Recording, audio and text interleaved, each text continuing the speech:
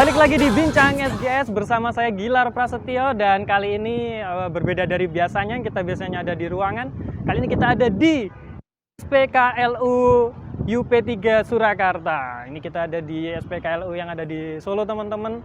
Dan kita akan berbincang-bincang dengan narasumber langsung dari PLN.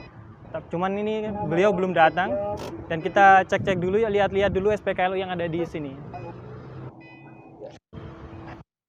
Kebetulan nih sepertinya ada customer. Coba kita tanya-tanya dulu yuk guys ya.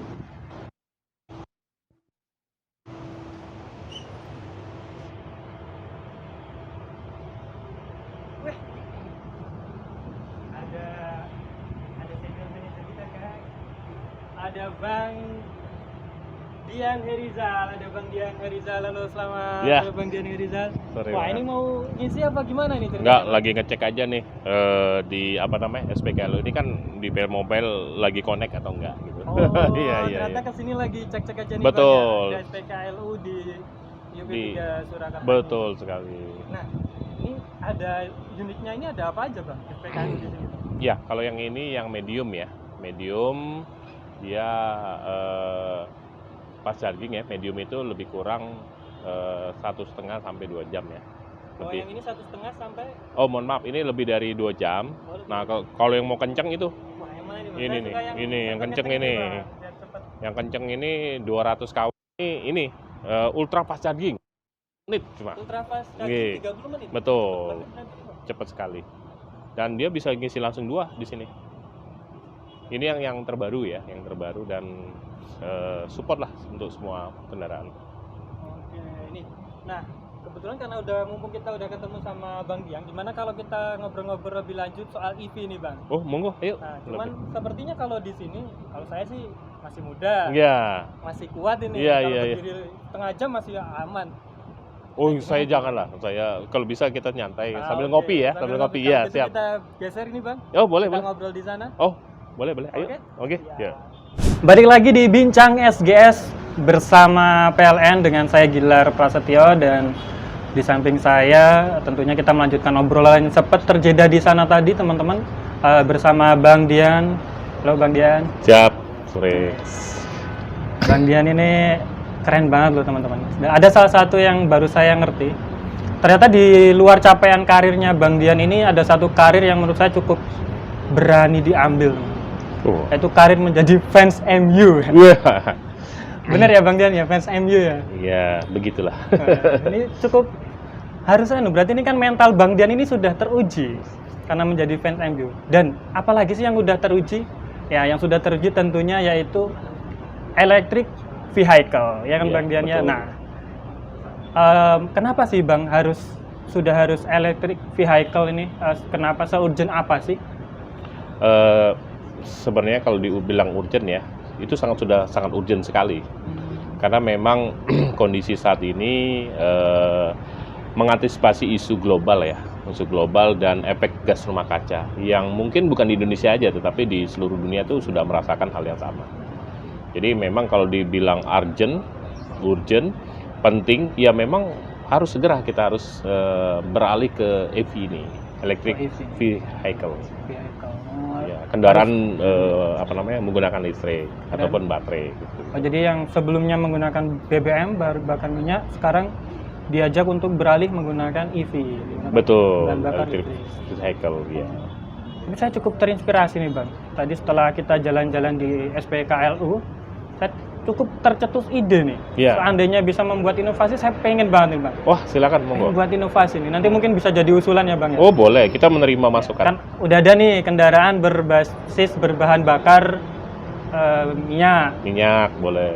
Berbahan bakar tenaga minyak udah ada. Iya. Tenaga listrik udah ada. Saya mau usul satu nih Bang. Apa tuh? Kendaraan berbahan bakar tenaga dalam. Wah, boleh juga tuh. Ya, jadi kan ini lokal pride ini Bang. Pasti nanti banyak yang minat ini Bang.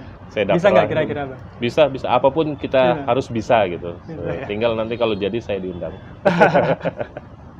Ya kan, siapa tahu kan kita mengangkat lokal pride ini Bang. Iya. Anak muda kan boleh inovasi ya Bang? Boleh. Ya, baik. Oke, teman-teman, itu bercanda aja nih, kita lanjut.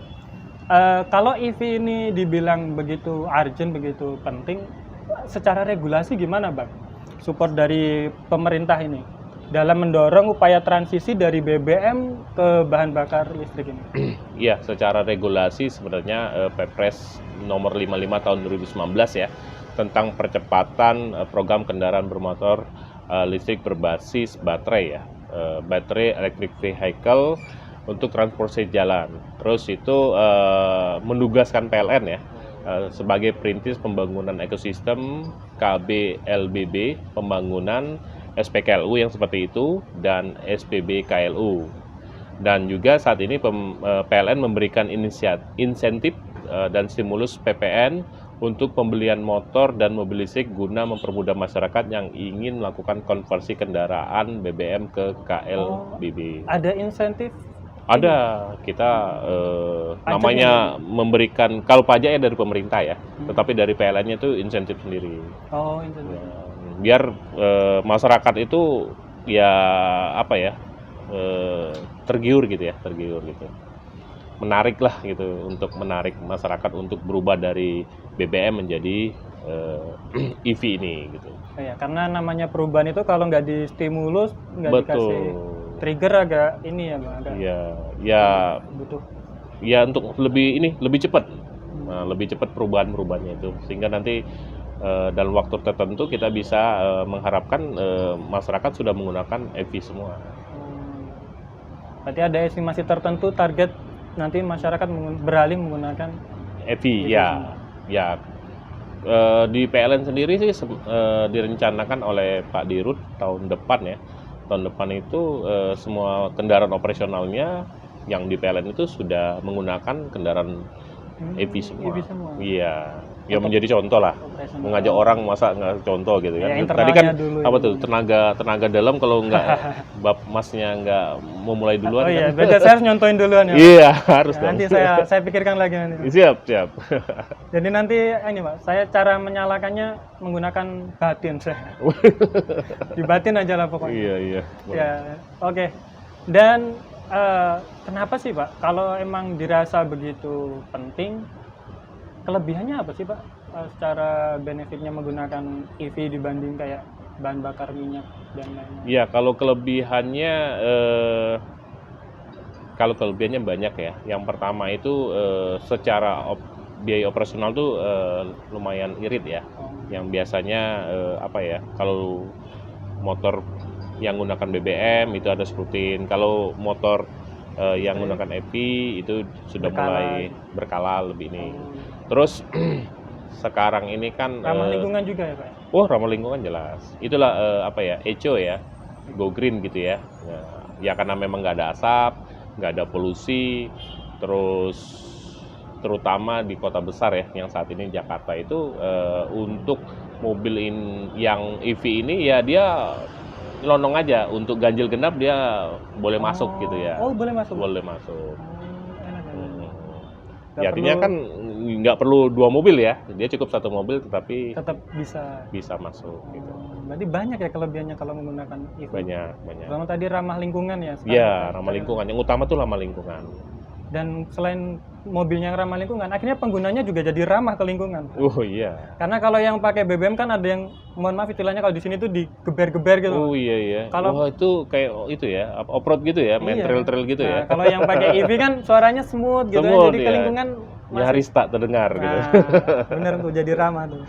Nah tadi kita udah habis dari SPKLU nih Pak. Iya. Kalau di Jawa Tengah sendiri nih Pak, di mana saja sih lokasi SPKLU dan gimana caranya menemukan lokasi SPKLU? Nah ini menarik ini. Jadi kalau Jawa Tengah itu udah punya 44 EV ya. 44? SPKLU iya, 44. Cukup banyak sih, 44. Dan secara berkala kami terus akan menambah lokasi-lokasi tersebut. Nah, di 36 lokasi, terus di 22 kota, kabupaten dan kabupaten dan kota ya, 22. Terus kita itu SPKL itu ada beberapa banyak tipe.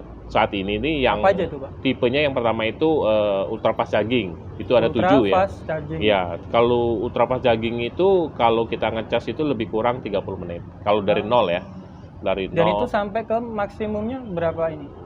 Kalau yang untuk kendaraan-kendaraan seperti yang saat ini yang ada ya, contohnya saya ngambil contoh, mohon maaf, misalnya salah satunya Hyundai.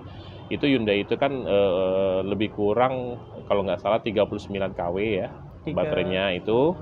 Dia ngecasnya 30 menit aja. 30 menit? Ya, 30 menit. Tergolong cepat ya kalau cepat, yang ultra cepat tadi. sekali. Dan terus yang kedua itu ada fast charging, kita ada 8 unit di Jawa Tengah dan di Yogyakarta. Oh, termasuk yang di Ya, tadi? yang termasuk di UP3 Surakarta ini. Oh.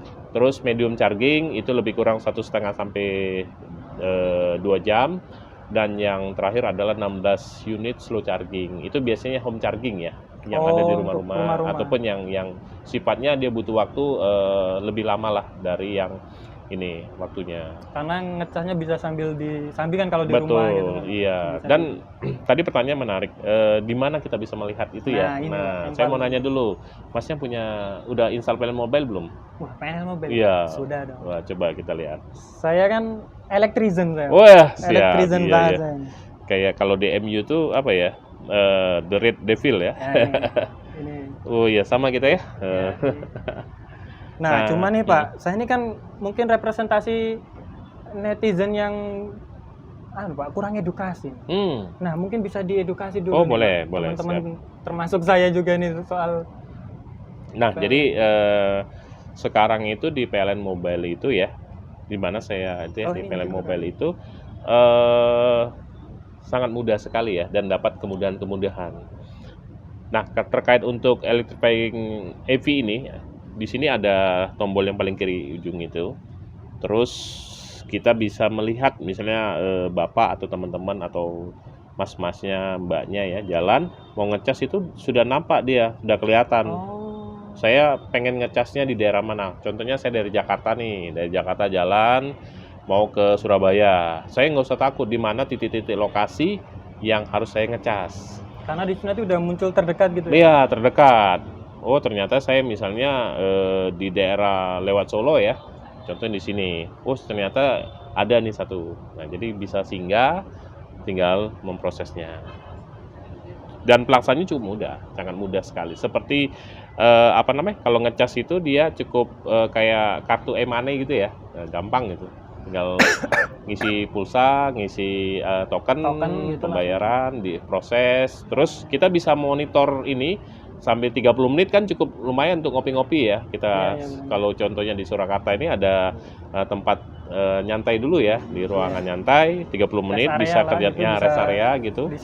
Melihat tinggal berapa menit lagi udah selesai baru saya datang. Jadi nggak mesti harus ditunggu di mobilnya. Ada ininya, ada indikator tinggal berapa menitnya gitu. Betul, ada prosesnya, ada berapa. Menarik ya. Iya.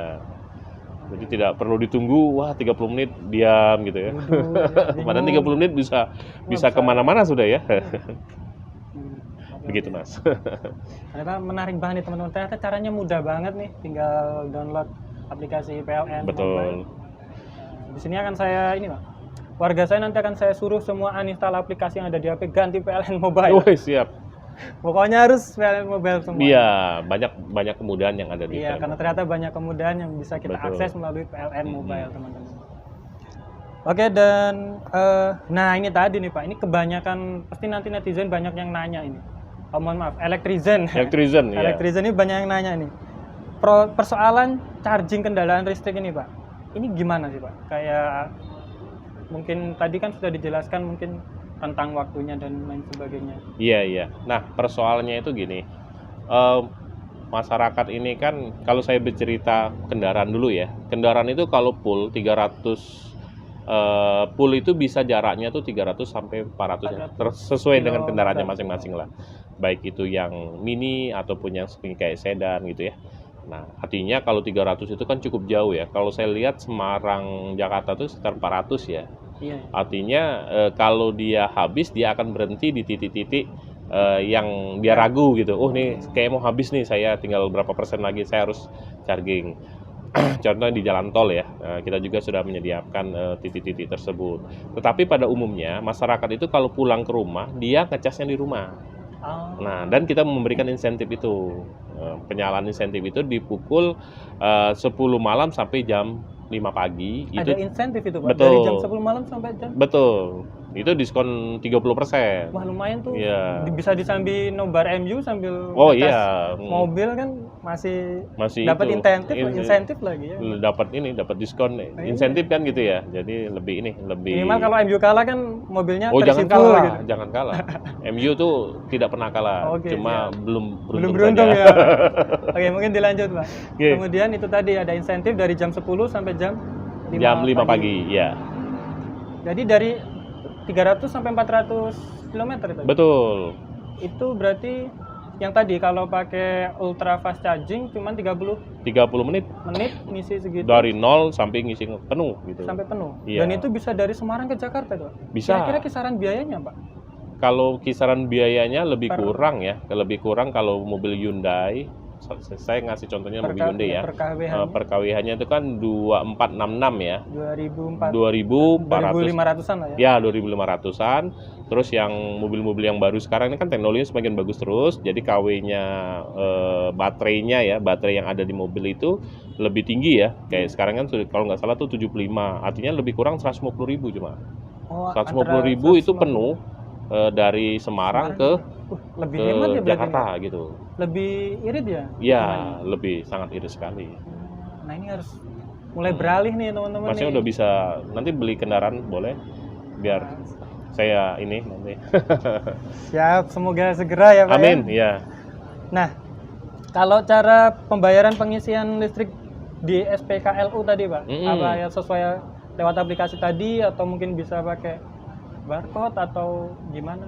Jadi kalau pembayaran itu banyak ya sekarang ya, karena di PLN Mobile juga terus bertahap untuk mengupdate sistem pembayaran ya. Jadi kalau kita pernah buka-buka yang lain juga itu sangat banyak sekali ya. Yang lagi tren-tren misalnya Oppo, terus GoPay, Link Aja dan semuanya banyak sekali di situ. Jadi artinya untuk pembayaran itu tidak ada masalah. Apalagi sekarang ini era digital ya. Ya, oke. Kiris. Dengan satu HP kita bisa kiris gitu ya. Iya, Dengan atau bisa apapun pokoknya bisa gitu ya. Berarti kalau dari aplikasi tadi langsung juga bisa, langsung pembayaran. Oh enggak, jadi dia tetap harus menggunakan virtual. Oh, Nanti itu dimasukkan saldo, dia tetap akan apa namanya? Hanya untuk ngecek aja. Iya, tetapi sistemnya kan sudah semakin mudah gitu untuk pembayarannya. Baik, nah ada promo nggak sih Pak untuk pemasangan charger mobil di rumah Oh, ini iya. tadi kan tadi katanya ada insentif Iya, tuh iya. jam 10 sampai jam 5. Pokoknya kalau untuk Mas kita kasih promo lah. Iya. Hari Senin harga naik nggak? Oh enggak, kita tanggal 1 Januari naik mungkin. Enggak, canda nih. Oke, apa Pak promo? Promonya yang pertama ya Biasanya yang ditunggu cuma momen ini sih Pak, Betul. promonya ini Pak. Ya kalau promonya itu untuk daya satu pas pasang baru itu 850.000, untuk daya 770 PA. 770. 7.700 PA, mohon maaf. 7.700. Iya. Berapa tadi Pak? 850.000. Masih terjangkau. Masih terjangkau Pak. Itu 750.000 tuh ya lumayan tuh biayanya tuh. Kalau misalnya kondisi-kondisi untuk selain ini ya. Iya.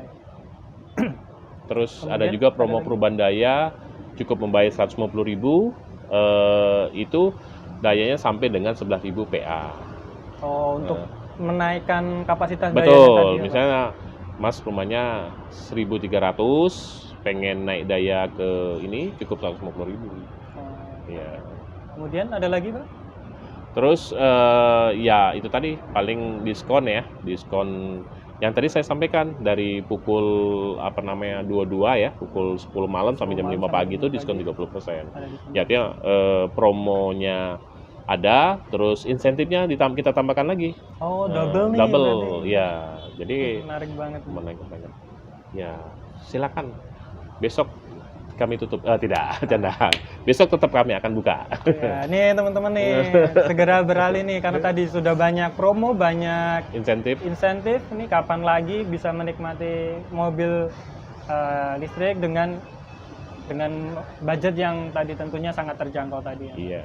Prosesnya juga mudah ternyata, chargingnya juga bisa di rumah, di SPKLU yang tersedia juga banyak, di rest area ada. Jadi nggak ribet ya Pak ya? Iya. Nah, tapi ini Pak, selain mode charging, saya pernah dengar ada motor yang menerapkan sistem swap baterai. Nah, swap baterai ini apa Pak? Jadi Gimana? kalau swap ini sebenarnya adalah tukar tambah. Oh, Jadi kalau kita analogikan ya, kalau paling gampang itu ada galon kosong, terus kita kasih beli baru, terus galonnya kita isi ambil. oh. Jadi tidak butuh waktu untuk menunggu ngecas. Itu teknologi yang sekarang ada dua, ada dia ngecas, ada yang dia pakai swab.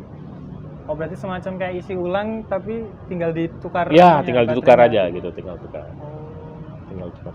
semakin ini ya, semakin Semak- mudah. Ya, gitu, Pak. semakin Mudah. artinya semakin memahami apa keinginan dari pelanggan, dari masyarakat. Saya pengen ini, nah, gitu buat. Pengen sini. Jadi kita terus ini ya, teknologi terus Berkembang, menyesuaikan gitu ya. menyesuaikan. Apa namanya? Ini nih, the real pelayan publik nih teman-teman nih, menyesuaikan kebutuhan customer, pelanggan nih. Jadi apa yang dibutuhkan akan selalu di-update untuk disediakan. Betul. Ya. Keren banget nih PLN teman-teman. Nah, dukungan PLN nih Pak untuk mengajak masyarakat menggunakan motor listrik khususnya di Jawa Tengah ini. Dalam bentuk seperti apa ini Pak dukungannya? Jadi kalau dukungan ya, rencananya kita sama ISDM Jawa Tengah ya akan melakukan festival motor listrik. Ada festivalnya? Ada, rencananya di awal Desember ini.